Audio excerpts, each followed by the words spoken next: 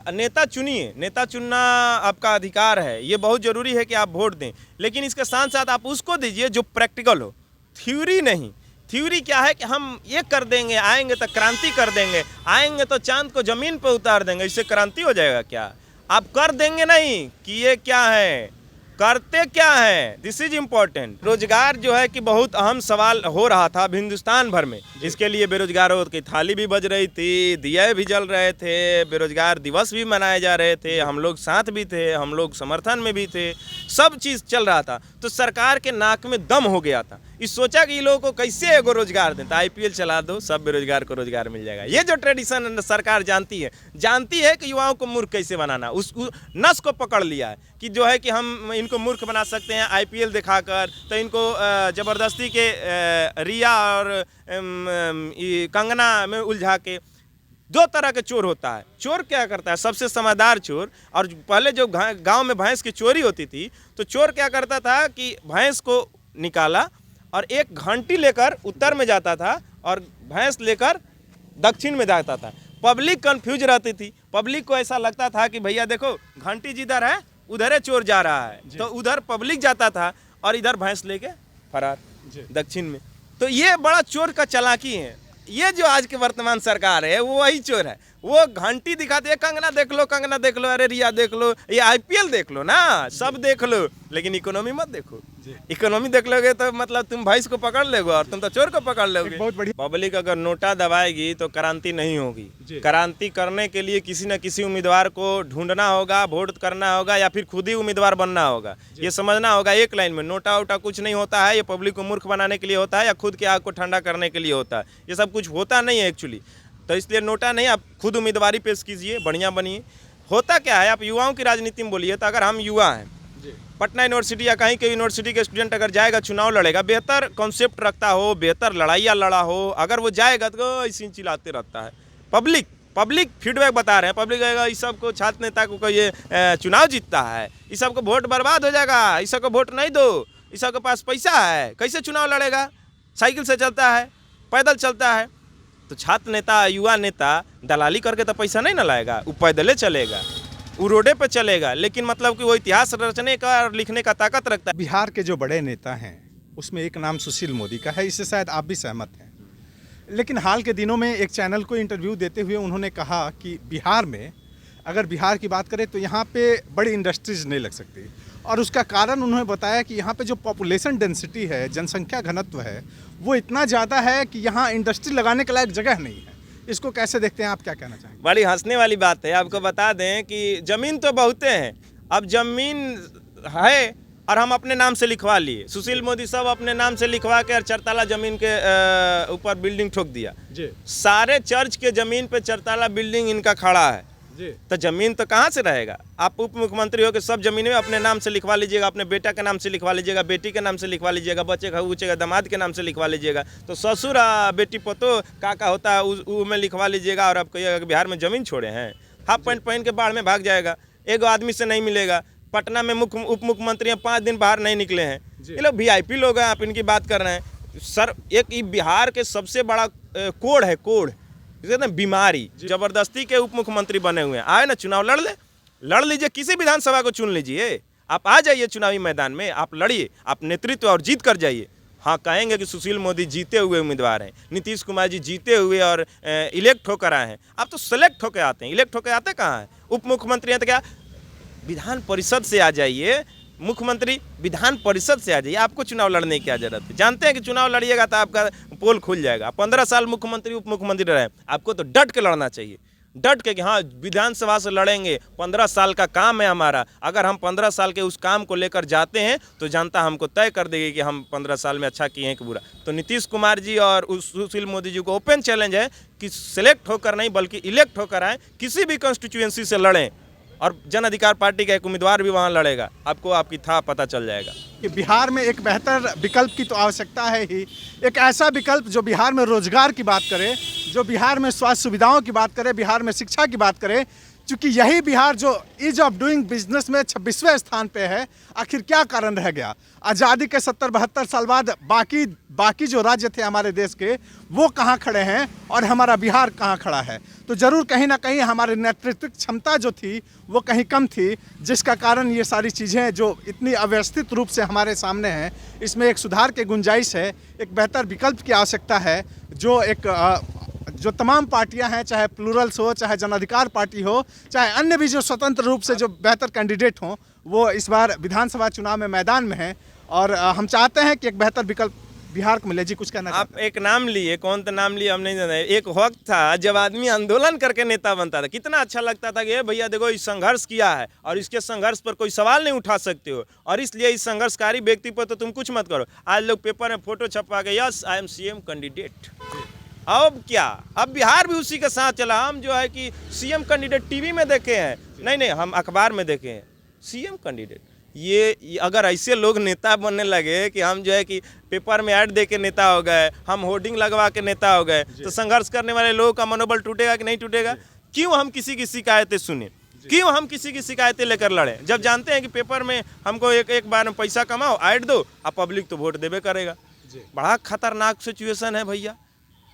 Paper में add छपवा के नेता संघर्ष क्यों करें संघर्ष? अब बड़ा मनोबल गिराएगा। अगर जो व्यक्ति समर्थन कर देता है, देखते हो 4 लाख फॉलोअर, तो हम लोग समझते हैं कि भैया लाठी डंडा खाए हम लोग, लड़ाई लड़े हम लोग, किसी की आवाज़ उठाए हम लोग, केस फौजदारी में भी किसी का साथ दे हम लोग, और पेपर में फोटो छपवा के 4 लाख फॉलोअर और बहुत बढ़िया कैंपेनिंग। क्यों करे विचार ठीके तो है नीतीश कुमार, पिछले दिनों ये स्लोगन बड़ी चर्चा में था। और जब मैं हाल के दिनों में विधानसभा चुनाव को लेकर के विधानसभा क्षेत्रों में था, विभिन्न विधानसभा क्षेत्रों में, तो वहाँ पे लोगों के बीच एक गजब का आक्रोश दिखा किन चीज़ों को लेकर के कि ठीक कैसे है नीतीश कुमार? क्या रोजगार की स्थिति ठीक है बिहार में? क्या शिक्षा ठीक है? स्वास्थ्य ठीक है? एम्प्लॉयमेंट है? इंडस्ट्री है? क्या है बिहार में? किस बात के लिए ये स्लोगन दिया जा रहा है कि ठीक है तो है नीतीश कुमार? लोगों का कहना है कि एक इनका पीआर टीम है जो पीछे बैठी है, काम हो ना हो इनको अपना बर्तन बजाना ही है। हम आपको बता दें, अभी हम राजधानी वाटिका के पास हैं और चलते चलते हमको मिल गए जन अधिकार पार्टी के छात्र प्रदेश अध्यक्ष जो हैं विशाल जी हमारे साथ हैं। सबसे पहले विशाल जी बहुत बहुत स्वागत है आपका। बहुत बहुत धन्यवाद। जब भी आपसे मिलते हैं एक नया ऊर्जा होता है, एक नया उमंग होता है, बिहार के विभिन्न मुद्दों पे आपसे बातचीत होती है। लेकिन आज एक चीज़ थोड़ा सा अलग लगा, चुनाव का समय है और आप जीन्स और टी शर्ट में दिख रहे हैं। क्या छात्रों की इज्जत नहीं है बिहार की मेन स्ट्रीम राजनीति में, या फिर आपकी पार्टी में इज्जत नहीं है? देखिए, पॉलिटिक्स का मतलब क्या समझते हैं आप? पॉलिटिक्स का मतलब जो साइकोलॉजी समाज में बना दिया गया है कि पॉलिटिक्स का मतलब कुर्ता पैजामा, पॉलिटिक्स का मतलब मोटका चैन, पॉलिटिक्स का मतलब तनिका गाला में बढ़िया होना चाहिए एकदम कड़ी। तो पॉलिटिक्स का मतलब ये नहीं है, आना ये होना चाहिए। केन प्रकारेण सदन में पहुंच जाना ही नेताओं का एकमात्र मूल मकसद है। तो ऐसे नेता नहीं बनना है और ऐसे नेता से हाय तौबा करते हैं हम लोग। हमारा कुर्ता शर्ट ये भी है क्योंकि राजनीति हम भी करते हैं और नए दौर के नए परिवर्तन की राजनीति में विश्वास रखते हैं। हम वो ट्रेडिशनल नहीं लूट के और मोटका चैन लगा लिए और बोलोरो लगा दिए और बोलोरो के पीछे 4 गो चमचा बेलचा लगा दिए और देखे फेस वॉश हो रहा है सबका। तो ऐसे नहीं होता है। हम लोग नए दौर के लोग हैं, इनके प्रकारेण राजनीति में जाने का नहीं है। संघर्ष का एक लंबा सफ़र है हम लोगों का और संघर्ष की दहलीज पर अपने आप को समर्पित करके और तब हम समाज की लायक बन पाएंगे जो समाज हमसे चाहता है। अभी ज़बरदस्ती में राजनीति में जान के हम लोग कुछ कर नहीं पाएंगे। अभी हमको सीखना है और हम सीखने की राजनीति कर रहे हैं, समझने की राजनीति कर रहे हैं। जो सत्ता की खामियां हैं इसको कैसे हम रहें तो दूर कर सकते हैं, इसको हम अभी समझने की कोशिश कर रहे हैं। इसको लगातार लड़ाई भी लड़ने की कोशिश कर रहे हैं। जहाँ तक मेरी समझ है बिहार की राजनीति को लेकर के, जब हम देखते हैं बिहार में राजनेताओं को, तो कई ऐसे नेता हैं जिनको बढ़िया उच्चारण करने नहीं आता है, वो आज नेता हैं। तो आप क्यों ये कह रहे हैं कि आपकी राजनीतिक समझ उतनी नहीं है? मुझे तो लग रहा है कि आपकी पार्टी में शायद युवाओं का उतना कद्र नहीं है, इस पे बोलने से आप कतरा रहे हैं। देखिए, कभी भी शब्दों से किसी व्यक्ति की औकात और किसी व्यक्ति की व्यक्तित्व के बारे में परिचय नहीं होता है। शब्द कभी भी ये आकलन करने की काफ़ी नहीं है। कभी कभी ऐसा होता है कि एक ऐसा व्यक्ति जो घर में बंद है लेकिन समाज का मसीहा है, वो किसी से बोलता भी नहीं है, वो ज़्यादा बोलता भी नहीं है लेकिन वो समाज का मसीहा है, क्योंकि वो प्रैक्टिकल है। वो मीडिया को दिखा के नहीं बल्कि आम जन को दिखाकर करता है और आम जनों की समस्याओं को लेकर लड़ता है। तो शब्द और ये नहीं होता है। लेकिन हाँ, हमारी पार्टी या किसी भी पार्टी में अगर लेबोरियस लोग होंगे तो ये राजनीति के लिए इन फ्यूचर बहुत अच्छा चीज़ है। अभी क्या है कि हम फलानवा का बेटा है तो हम मुख्यमंत्री हैं, हम चिलानवा विधायक का बेटा है तो हम फिर विधायक का दावेदार हैं, हमारे बाबूजी लड़े थे, इतना वोट लेकर आए थे तो हम विधायक कैंडिडेट हो गए।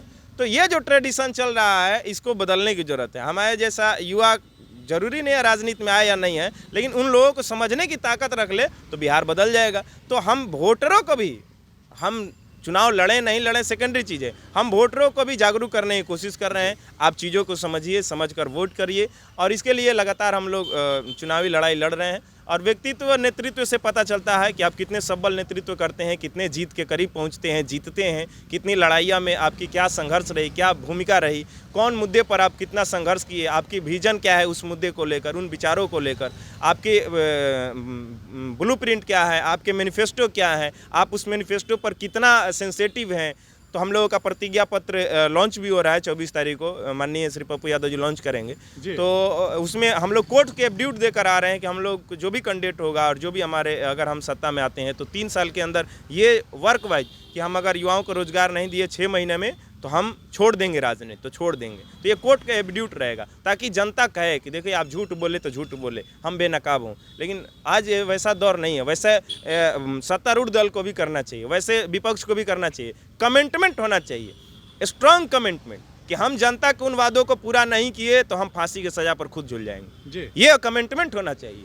ये नहीं कि इनके चार चक्का एगो है, अगला भी चुनाव जीत जाएंगे 4 गो हो जाएगा। तो ऐसे मोनोपोली मुखिया बन जाओ 4 लाख का आमदनी हो जाएगा, 4 करोड़ का आमदनी हो जाएगा। विधायक बन जाओ तो समझो एगो फॉर्च्यूनर तुम ले लिए और पटना में 1 कट्ठा जमीन ले लिए। तो ये जो कॉन्सेप्ट लेकर विधायकी का चुनाव लड़ रहा है और मेजोरिटी में ऐसे ही है, और वोटर केवल न्यूज़ का ओपिनियन पोल देख कर बदलते जा रहे हैं, टीवी पर देख के कि हाँ भैया क्या है तो बढ़िया, ये जो इसका पार्टी बढ़िया है, उम्मीदवार बढ़िया नहीं पार्टी बढ़िया है, तो उससे उम्मीदवार से क्षेत्र का विकास का कल्पना कीजिएगा तो बिहार की बेहतरी होगी। और Bihar highly political sensitive state है और यहाँ की युवाओं को भी फिर से बनना पड़ेगा उस तरह से। हम आपका ध्यान आकृष्ट कराना चाहेंगे, अगर बिहार में रोजगार की बात हो तो कैसे देखते हैं आप, हाल के दिनों में इतनी बेरोजगारी बढ़ गई है, छात्रों की मांगों को लेकर आप लोग लगातार आंदोलन करते रहते हैं, तो कैसे देखते हैं अभी इतनी जो बेरोजगारी एकदम चरम पे है, क्या इसका कुछ समाधान हो सकता है?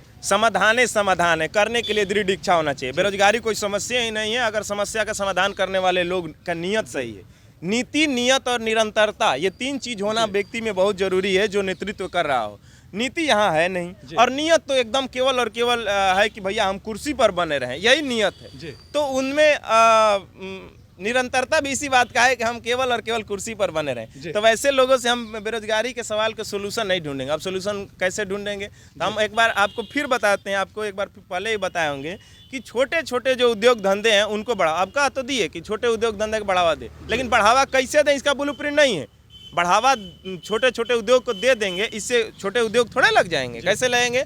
तो बिना ब्याज के उनको पैसा दें। और हकीकत नहीं हो तो वहाँ मीडिया जाके पर्दाफाश करे कि बैंक में गया और इसको बैंक वाला भगा दिया, लोन नहीं दिया। तो जवाब दीजिए, एक एक सब्जेक्ट पर जवाब दीजिए, एक एक मुद्दे पर जवाब दीजिए। सरकार को जवाबदेह बनाना होगा। यहाँ जवाबदेह है, कान में तेल डाल के और कुंभकर्णी नींद में सोया हुआ है सत्ता के लोग, मिलता है इसका एक मंत्री मुख्यमंत्री नहीं मिलता है तो ये लोग क्या मिलेगा, जन समस्या क्या सुनेगा? और कौन पत्रकार इनसे सवाल भी पूछ पा रहे हैं आज के दौर में, क्योंकि वैसा माहौल नहीं बन पा रहा है।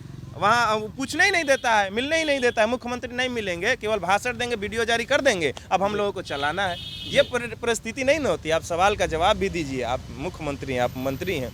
रोजगार कैसे होगा? बालूघाट इतना बड़ा बिहार में अपॉर्चुनिटी है, खनिज तत्व है, उसका हेड बना दो ना। टेंडर जो निकालते हैं आप इतने बड़े बड़े, उस टेंडर का आप कह दीजिए कि हमारा जो युवा है ग्रेजुएशन किया हुआ है, इंटर पास किया हुआ है, इसका भी उसमें शेयर होगा। क्यों नहीं शेयर होगा? आप बड़का बड़का मोटका चैन अकेले पहनिएगा हैं? उसमें कम से कम युवाओं को रोजगार तो मिलेगा कि हाँ भैया इंटर पास कर लिया है तो 10% शेयर इसका भी रहेगा। उस तरह से लोकल युवाओं को रोजगार मिलते हैं उस बालूघाट में जो उसके अपने जिले में है, तो एक बड़ा रोजगार का सृजन हम लोग कर सकते थे, खनिज का सृजन कर सकते थे। नहीं तो क्या है, तो छोटका लोग खाली केवल ट्रैक्टर चलाएगा और ट्रैक्टर पर गाटी बालू ला देगा, और बड़का लोग बड़का बड़का टेंडर लेगा। तो ये जो क्राइटेरिया समाज में हो गया है, एक ऐसा जो अमीर है, जो अमीर बनते जा रहा है, और एक गरीब है जो अपनी जीविका के लिए तरसते जा रहा है, जीवन जीने के लिए तरसते जा रहा है, संघर्ष कर रहा है जीने के लिए। तो ये जो दोनों के बीच में डिफरेंस है, अमीर और गरीब की जो खाई हो गई है बिहार में, इसको पाटने के लिए बहुत बेहतरीन नीयत और बहुत पुरजोर बढ़िया नीति और एक निरंतरता के तीनों चीज़ को पालन करके तब बिहार को बेहतर बनाया जा सकता है।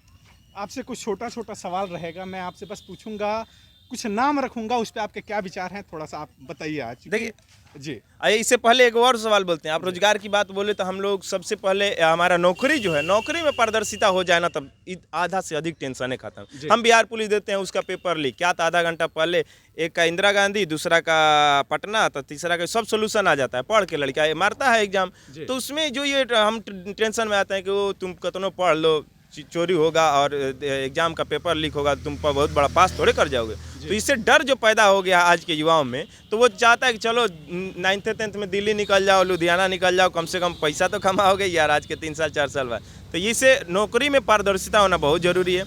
अब क्या है कि प्राइवेट एजेंसी सरकारी दफ्तरों में अपना एम्प्लॉय भेज रही है, तो ये बहुत गंभीर समस्या है। ना इसको कोई समझ रहा है और ना समझने की चाह लग रहा है। अगर हम PWD में हैं और PWD के पदाधिकारी नहीं और प्राइवेट एजेंसी से पदाधिकारी आ रहे हैं, तो प्राइवेट एजेंसी PWD जो सबसे मालदार जगह कहा जाता है, ये सब road construction department, water resources department, ये सब मतलब कि ट्रांजैक्शन बहुत करोड़ों करोड़ों का होता है। क्या भैया आप PHED में देखें कितना करोड़ रुपया लगा घर नल जल में, ये सब बहुत बड़ा हेड है। तो इसमें ज़रूरी है कि एक साक्षर व्यक्ति, शिक्षित व्यक्ति, मेरिटोरियस व्यक्ति और बहुत बढ़िया लोग जाए। लेकिन इसमें क्या है, प्राइवेट कंपनी को कॉन्ट्रैक्ट देते हैं कि देखो तुम बेल्ट्रॉन सुनो, पैसा ले लो और कुछ लड़कों को दे दो हमको PWD में, कुछ वाटर रिसोर्सेज में और कुछ सचिवालय में, तो तुम्हारा मतलब हम इतना पैसा दे देंगे। तो हम बेल्ट्रॉन को पैसा दे रहे हैं, लड़कों को नहीं, स्टूडेंट को नहीं, प्रतिभागियों को नहीं, हम किसी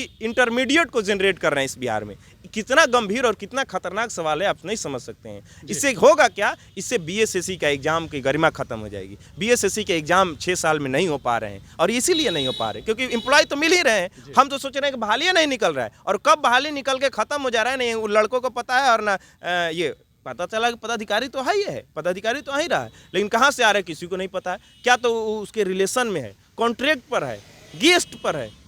ये बंद होना चाहिए, ये बंद होना चाहिए। साफ पारदर्शिता लाओ, BSSC हो चाहे BPSC हो, इसको एकदम कंटिन्यूटी में रखो। बिहार के जो बड़े नेता हैं उसमें एक नाम सुशील मोदी का है, इससे शायद आप भी सहमत हैं। लेकिन हाल के दिनों में एक चैनल को इंटरव्यू देते हुए उन्होंने कहा कि बिहार में, अगर बिहार की बात करें तो यहाँ पे बड़ी इंडस्ट्रीज नहीं लग सकती, और उसका कारण उन्होंने बताया कि यहाँ पे जो पॉपुलेशन डेंसिटी है, जनसंख्या घनत्व है, वो इतना ज़्यादा है कि यहाँ इंडस्ट्री लगाने के लायक जगह नहीं है।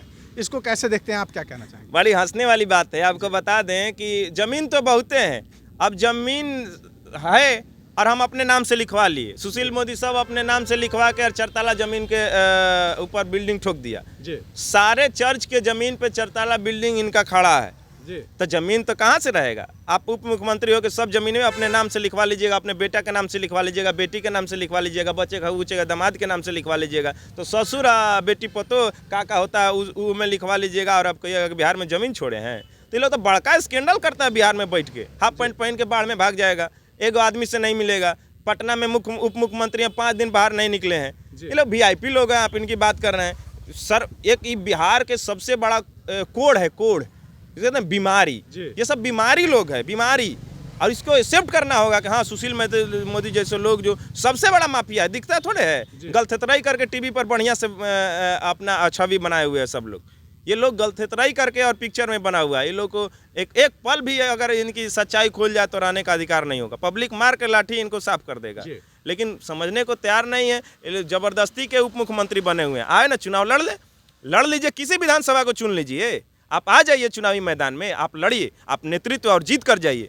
हाँ कहेंगे कि सुशील मोदी जीते हुए उम्मीदवार हैं, नीतीश कुमार जी जीते हुए और इलेक्ट होकर आए हैं। आप तो सेलेक्ट होकर आते हैं, इलेक्ट होकर आते कहाँ हैं? उप मुख्यमंत्री हैं तो क्या विधान परिषद से आ जाइए, मुख्यमंत्री विधान परिषद से आ जाइए, आपको चुनाव लड़ने की क्या जरूरत है? जानते हैं कि चुनाव लड़िएगा तो आपका पोल खुल जाएगा। 15 साल मुख्यमंत्री उप मुख्यमंत्री रहे, आपको तो डट के लड़ना चाहिए। डट के कि हाँ विधानसभा से लड़ेंगे, 15 साल का काम है हमारा, अगर हम 15 साल के उस काम को लेकर जाते हैं तो जनता हमको तय कर देगी कि हम 15 साल में अच्छा किए हैं कि बुरा। तो नीतीश कुमार जी और सुशील मोदी जी को ओपन चैलेंज है कि सिलेक्ट होकर नहीं बल्कि इलेक्ट होकर आए, किसी भी कॉन्स्टिट्यूएंसी से लड़ें, और जन अधिकार पार्टी का एक उम्मीदवार भी वहाँ लड़ेगा, आपको आपकी था पता चल जाएगा। तो ये तो हो गई इंडस्ट्री की बात। हम आपका ध्यान आकृष्ट करना चाहेंगे बिहार में एक जो मुख्य समस्या है युवाओं की।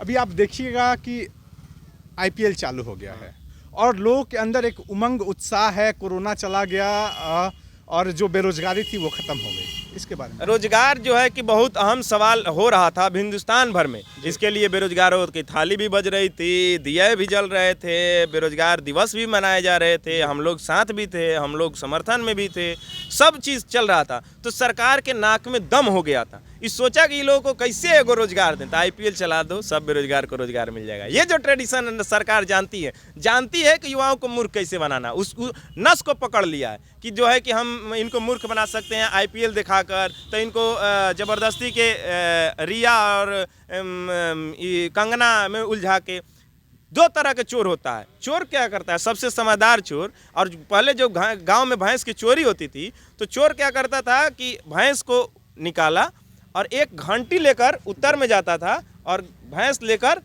दक्षिण में जाता था। पब्लिक कंफ्यूज रहती थी, पब्लिक को ऐसा लगता था कि भैया देखो घंटी जिधर है उधर है चोर जा रहा है, तो उधर पब्लिक जाता था और इधर भैंस लेके फरार दक्षिण में।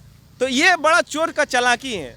ये जो आज के वर्तमान सरकार है वो वही चोर है, वो घंटी दिखाते हैं, कंगना देख लो, कंगना देख लो, अरे रिया देख लो, ये आईपीएल देख लो ना, सब देख लो, लेकिन इकोनॉमी मत देखो।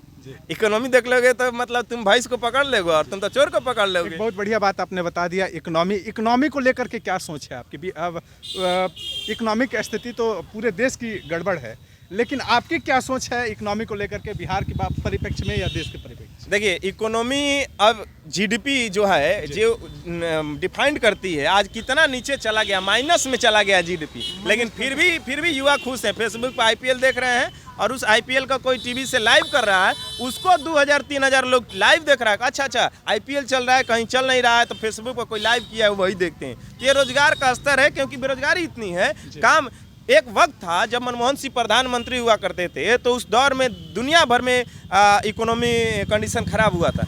भारत में इसलिए नहीं आया था कि उस दौरान असंगठित क्षेत्र का जो हमारा इनकम था वो हिंदुस्तान की इकोनॉमी को डेवलप कर पाया था। तो आज असंगठित क्षेत्र के जो भी हमारे रोजगार के अवसर हैं वो सब ध्वस्त हो चुके हैं। और ये आज से नहीं, ये नोटबंदी से, ये जीएसटी लागू होने से, ये दोनों लागू होने से जो छोटे छोटे उद्योग धंधे थे इन पर काफ़ी इफेक्ट आई है और ये शट डाउन हुए हैं, शटर इनका डाउन हो गया है। चाहे छोटे कोचिंग संस्थान की क्यों नहीं बात करें, मैन्युफैक्चरिंग संस्थान की क्यों नहीं बात करें, जीएसटी का फाइन इतना हो गया है और जो नोटबंदी के दौरान उनका जो बिजनेस ठप हुआ है वो मतलब वो बर्दाश्त नहीं कर पाए, आज तक नहीं उबर पाए हैं। और मार्केट में आज तो परचेजिंग कैपेसिटी खत्म हो गई है, मार्केट में मनी का फ्लो रुक गया है। अगर हमको कुछ खरीदना है तो सोचते हैं कि अब अगला साल खरीदेंगे क्योंकि इन साल पैसा खत्म हो गया है। तो मैन्युफैक्चरिंग करने वाला कंपनी भी नई प्रोडक्ट बना रही है, तो वहाँ पर रोजगार जो मिलता था वो भी नहीं मिल रहा है। कंपनियाँ लोगों को छांटने लगी है क्योंकि हम मैन्युफैक्चरिंग कर नहीं रहे हैं, पब्लिक का डिमांड घट गया तो हम मैन्युफैक्चरिंग क्यों करेंगे।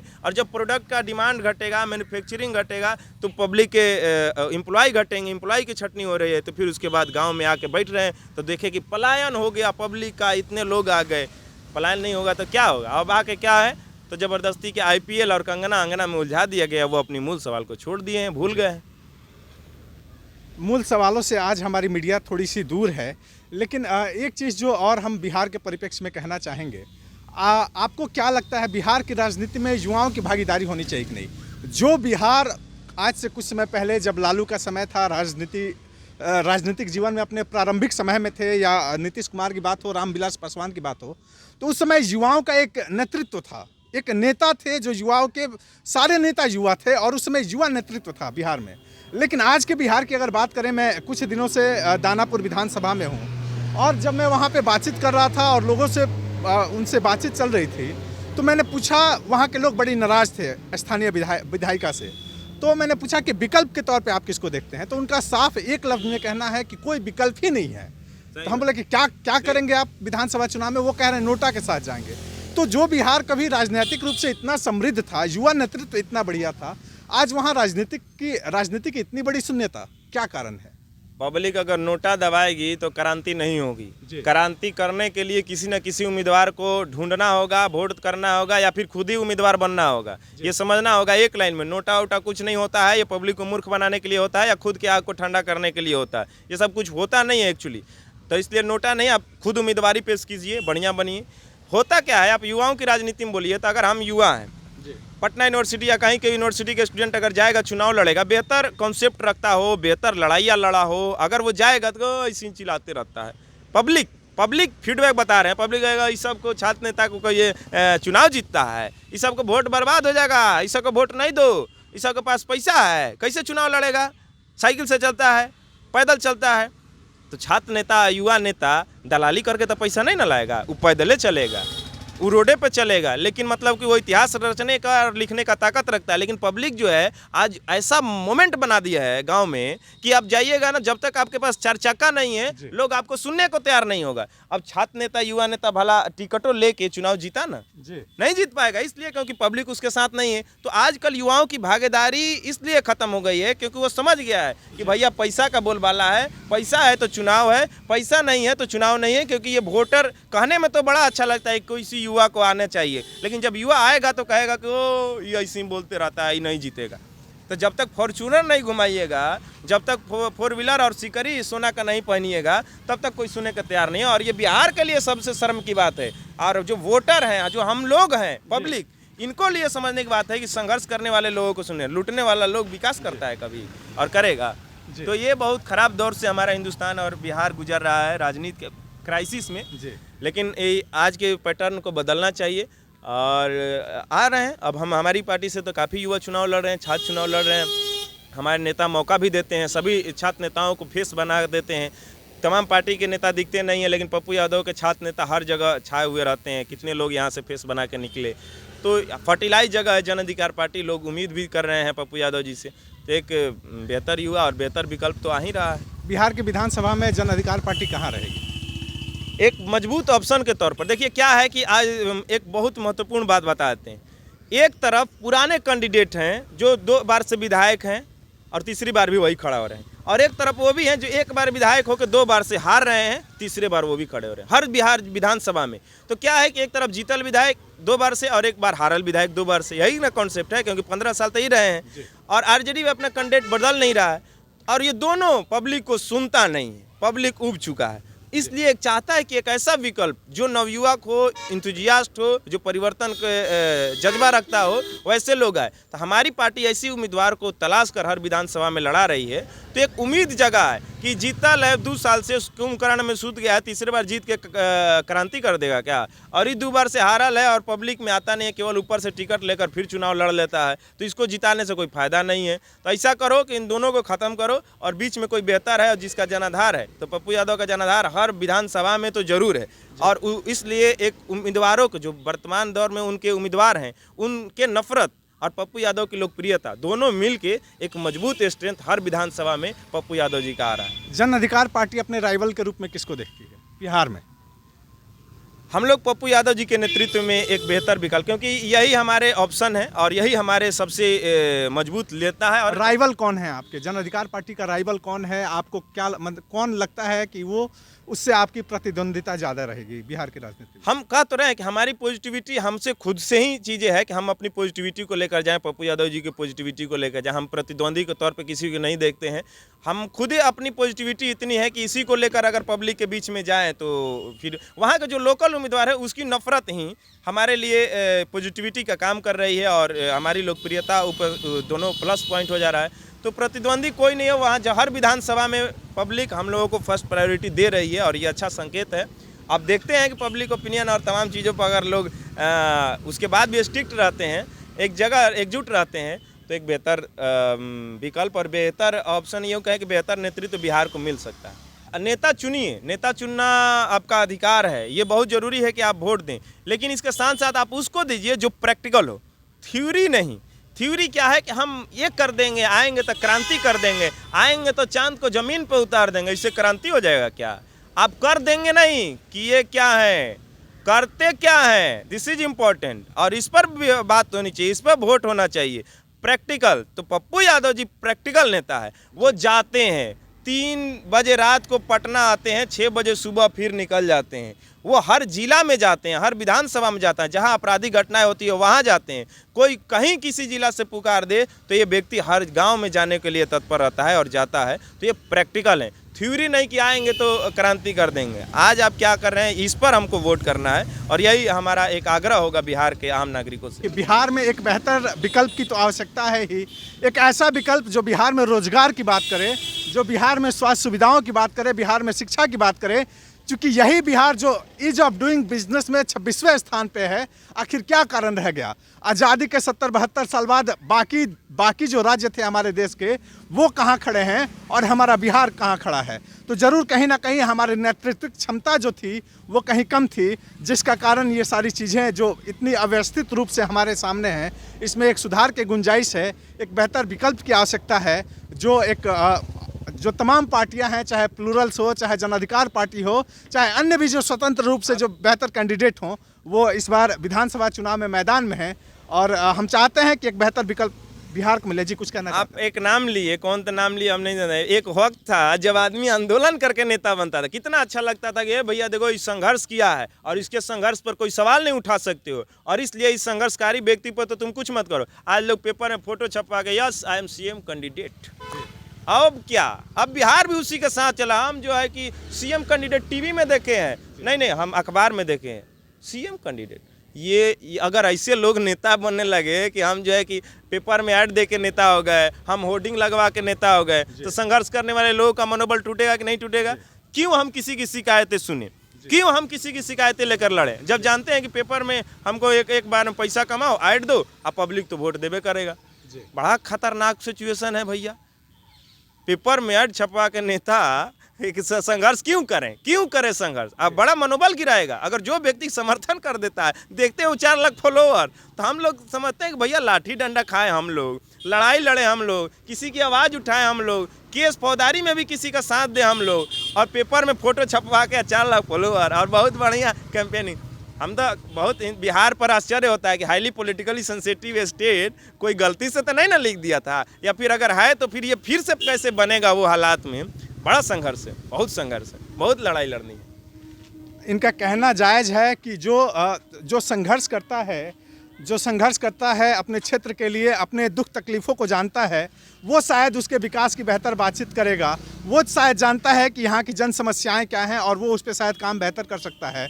तो जो भी बेहतर विकल्प लगे आपको, चूँकि सत्ता परिवर्तन की आवश्यकता है बिहार में, चूँकि जहाँ विकास होना चाहिए उस मानक तक बिहार का विकास नहीं हुआ और ये हमारे नेताओं की कमी है पूर्ण रूप से। तो एक बेहतर विकल्प की आवश्यकता है। बने रहिए हमारे साथ।